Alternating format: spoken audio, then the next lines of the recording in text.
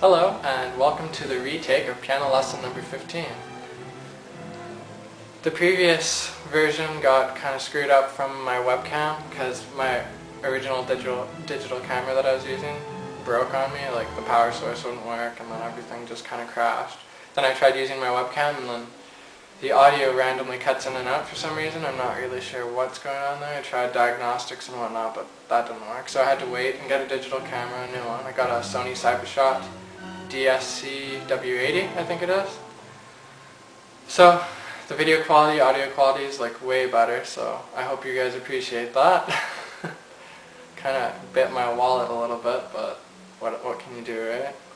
Okay, so with lesson 15 I was talking about composers and periods of music. There's a few periods of music, 5 to be exact, and they just number them from A to E, and A is the beginning of the period, so it's the furthest back in time. So list A would be called the Baroque period.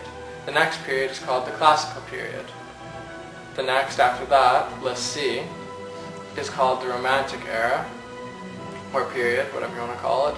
The third is the Postimpressionistic period, and that's list D, by the way. And then the fifth is list E, which is modern music, anything from like 1900s on.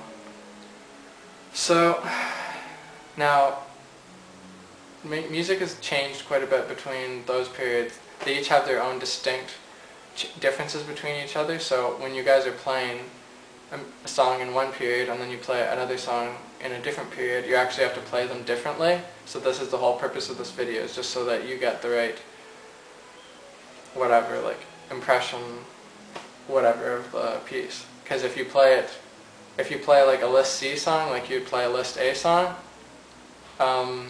you're gonna get docked really badly. For like if you're in a competition or if you're getting adjudicated or something, they'll just totally rip you apart. Also, anyone that really knows anything about music will just kind of be like, okay. So I'll just try and do a brief explanation of each period and what you want to look for when you're playing that, just so that you can make it sound like you know a lot about the period. So with the list A, they had really like their technology wasn't very good with the piano. They had weak strings. Their action was a lot different than ours. It's just, I'm not going to go into everything with it, but they didn't even have what was a piano. They had like clavinovas and harpsichords and stuff like that. Pianoforte came in later, and then they just abbreviated it to a piano. Okay, so list A, Baroque period. Bach was a very prominent composer in this period. He wrote a lot of fugues and preludes, etc. With this kind of stuff, you want to realize that they didn't have a pedal, so they couldn't hold notes. And also, the way they sustained notes, they couldn't hold it longer than maybe that long before they would have to like change the note. So they had anything that they wanted to be hammered out and long, they made a big staccato out of it, kind of like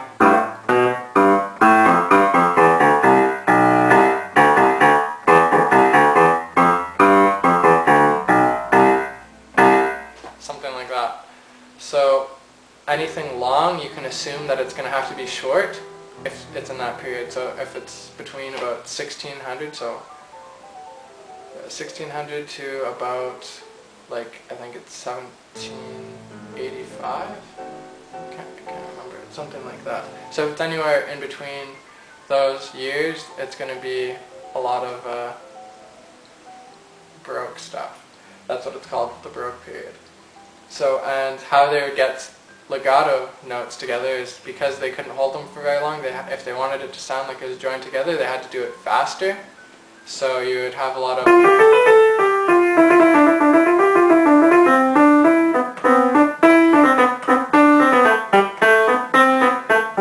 so anything long would be detached, and then they would join the faster stuff together. Also, their dynamic changes were very like very like robotic, like domagariato, Mr. Roboto kind of stuff. It's like a machine almost. They'd go piano, and then it'd be like MF, And so from this bar over, it would be all piano, and then all of a sudden, bam, it would be mezzo forte, and then bam, it would be forte. So they would have very sudden changes. One bar would sound completely different than the next, and the whole bar would sound pretty much the same. So you don't want to do a lot of like swelling and coming into these big crescendos and changing your tempo. Also, it's more robotic too because all the tempo is very... They didn't change their tempo and kind of go do do do do do do do do do do do, something like that. So it's very straightforward, very just rhythmic, and same with their dynamics, they're rhythmic too. Now moving on to classical, that would be Beethoven. There are also a lot of other composers, but it would take way too much time to talk about all of them, so I'm just naming the ones that I know more about and that are quite popular, because that's the only reason I know more about them is because they're more popular than the most. Okay, anyway, Beethoven, he was influenced by Bach and his later sonatas and stuff like that, but I won't go into that. Beethoven, he used a lot of this is where they actually introduced like crescendos, and there was actually a tiny bit of rubato, and rubato is like a change in the tempo, kind of at the liberty of the person performing. So say you're going at, and you're just going along at one little set speed, and then you get to this one part and you want to like bring it out, so you're going to slow it down a little bit. So they would slow it down a bit, but the thing is, just think of it as say you're taking your dog for a walk. Think of your dog, or you're the tempo. You're walking along, dun dun dun dun dun dun dun dun, and the dog is walking with you, beside you. So you guys both leave the house at the same time. But during the course of the walk, he might go ahead of you a bit, or you might trail behind and sniff something that he likes. So it'd be like, oh, you like that note? You're gonna stay for that note and sniff the little flowers or the bushes and whatever else business you're gonna do. And then you're gonna go up, catch up with your master or whatever, and then go ahead, and then come back. So the rhythm is keeping you going, but you're going to go back and forward with it, and that's rubato. Then when you get back to the house, which is the end of the piece, you're usually going to finish at the same time. I don't know if that's a good explanation or not, but yeah. I have to give credit to my teacher Laurie Elder for giving me that example, by the way. That's how she gave the whole concept of rhythm to me, rubato. Okay. Also, so with Beethoven, there's crescendos, rubato. He uses a lot more chords, he holds them longer. Now with Beethoven you want to be more contrasting. You either want to be very loud. He liked to do big contrast between like super loud and soft, or he might go dun dun dun dun dun dun dun, soft, soft, soft, down, like really loud and stuff like that. So with Beethoven you want to be very emotional, but at the same time you want to be controlled, because it's still more Baroque, so you don't have as much liberty to get really free with the rhythm. So you want to be loud, contrasting. You either want to have kind of like an angry, fierce tone to it, or you want to be kind of like sad and depressed and soft, kind of, very tender. So he's either tender or like fierce and fiery. Those are the two contrasts of Beethoven, which actually kind of mix together pretty nicely. Okay, Beethoven's stuff is actually pretty hard. He has a lot of structure and whatnot. He went deaf in his later years, as a lot of you know, but he had pretty good knowledge of harmony stuff, so it didn't really matter too much to him, I guess. Although it did make him angry, so his pieces actually reflected some of his anger, some of his later stuff when he was deaf. You can hear how annoyed he was and depressed, I guess, he was with losing his hearing. Anyway, enough about that. Next one is Let's See, and this is the Romantic period. So what the Classical period did to the Baroque, they added in a bit of dynamics, let you free up with the rhythm a bit. Now this takes it even further. You're going to be using a lot more pedal now. There's a lot more pedal. They've got better pianos, a lot closer to what we have now. So they could have beautiful dynamics, and they would flow and go up. This was all about kind of telling a story and invoking emotion when you heard it. So they use a lot of chromatic stuff instead of like Chopin was known for using a lot of chromatic, so you'd be going, it'd be very all close together, so to say, but it would all fit under your hand really nicely. Anyway, with Chopin you want to use pedal, and some people think that you should always be holding the soft pedal down when you're using Chopin so that you get the warm undertones, but that's kind of a debate, and we'll just leave it up. You don't have to use the soft pedal, but it does help quite a bit in some spots. There's a lot of half pedaling you want to do, so you don't want to do full pedal. You want to do half just to get like kind of like a warm sound to it. And the difference between a half pedal and a full pedal would be like, what can I play? Like here's a half pedal.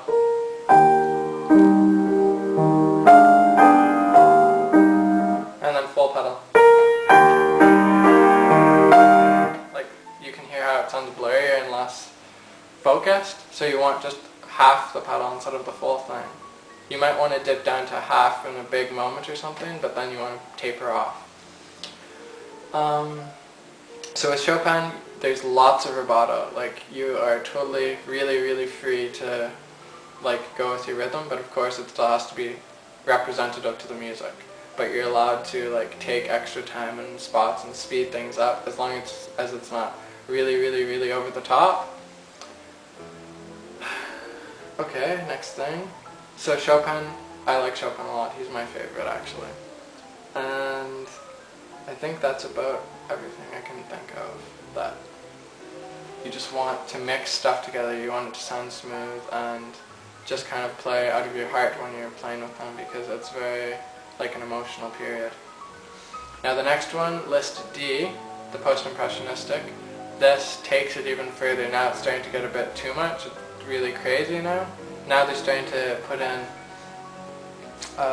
different chording, very abstract stuff. They're getting really, like you're really free with the rubato you can use and all the dynamics. It just keeps getting further and further. And there's like cross rhythms and stuff like this, and they're experimenting with a whole bunch of stuff. So it can get a little bit more crazy than list C. And then, so Debussy he was actually a French composer, and he's pretty prominent. He's probably the most popular list D composer, although there's quite a few others. His works, he originally composed stuff just in the European area, but then eventually he got influenced by Oriental music, so he started using like fifths and stuff like that. He liked using perfect fifths and all those other things that they like to do. So you can hear that in more of his later stuff. With him, you want to be really expressive, and you want to kind of, I find to play Debussy you need to think of,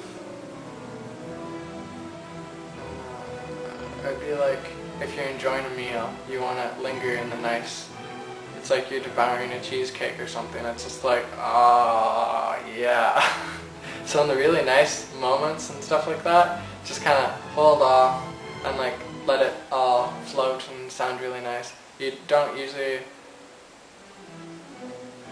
follow the markings pretty closely because there's a lot more dynamical markings. If he's accenting a certain note, you definitely want to accent it. You don't want to ignore stuff like that. Whereas back in like Bach and Baroque stuff, you can just kind of make everything up because there's very little writing. So as long as it's musically correct, you can just do whatever you want pretty much. Whereas later on they specify more of what they want, the composers, so you need to follow a bit more closely. Anyway, so that's the Post-Impressionistic period, list D. Now the next one is list E, and this one is basically modern music. Just there's actually composers there that are alive now, and I honestly don't really like it so much. It's very crazy. Like it just keeps getting more crazy. It's very sometimes unrhythmic, and there's a lot of, like, you really have to have a taste for it to like it. It's more of an acquired taste.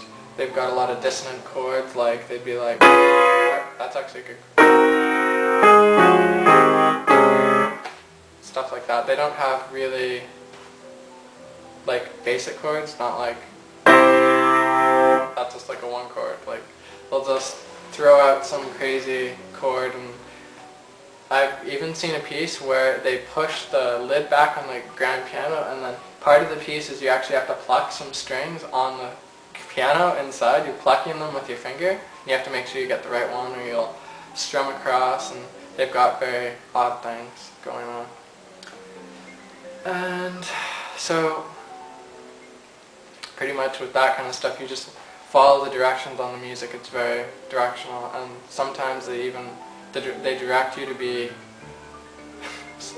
figure it out yourself, kind of be creative. They'll be like, okay, just do whatever you want here, or you can hold this as however long you want, type of a thing. And it's strange, but yeah.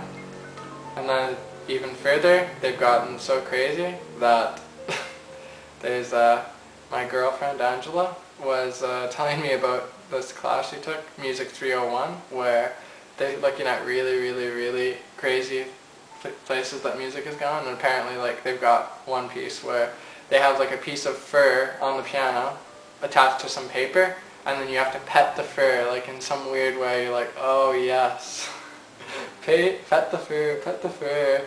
So, and that's actually supposed to be a song, or one where you're like, you have a jar of butterflies and you take the cap off the butterflies and you let it into the hallway and you hear the butterflies fluttering, and that's music or something. So I don't know if, I guess it could be music, but it's just kind of like way out there. So it's not my cup of tea, I guess you could say. I like the more traditional stuff. I think they got it right in List C. That's where I think they really hit the hammer and they got it exactly right. But of course, everyone has their own differences. Now you might be thinking, oh, what about the modern music now, like 50 Cent or stuff like that? Well, actually what they're doing isn't new at all. Basically they're taking new sounds and new instruments from digital stuff, but they're using like chord progressions and tone stuff from like way back. They're basically going back in time and taking like really basic musical aspects and just pumping it out into something and adding some lyrics and going, yeah, there's a song. They even like you know, Pachelbel's Canon. I'm sure you saw the Pachelbel rant. That's just an example of how much modern music is influenced. They just copy stuff. Oh, this is a good chord progression from this popular piece. Let's just take this, change the rhythm a little bit, and add in a different beat, and oh, there we go, and there we got a new song, a new hit song, bam, just like that. So what they're doing isn't exactly, I don't know, inventive. Sort of, but not really. It's, I guess there are some artists out there that are trying new things and like going on with music in different ways, but more or less the hit songs you hear are not really like modern or something. Okay, so basically I guess how I see it is music originally was very structured and very simple, and everything was straightforward and very robotic type of deal. And it just kept getting crazier and crazier and crazier. They just added more liberty and pushed the envelope a little bit farther. Kind of just like math. Off the bat it's 2 plus 2 equals 4. And at the end it's like x over y, blah blah blah. You've got all these symbols going everywhere. And x over y isn't exactly complicated. It's just simple algebra, but you know, it just gets crazy. Eventually the most advanced math, normal person looks at it and they're like, what? That's a lot of what music's like. It's simple at the beginning, and at the end it's just so abstract. So yeah. I hope that was interesting. I hope you liked my new camera and everything. Okay. So I will be doing more videos now that I actually have something to shoot with, so look for them. Okay, so if you guys have suggestions, be sure to pass them along. I will do those suggestions if I think they are like a good idea and I get enough of them. So, take care, happy practicing. I hope you guys are doing better with piano now. And if you're new to this video, by the way, go back to my earlier videos, because I think this might be a little ahead of where you might be at the moment. So, take care. Happy practicing. See ya.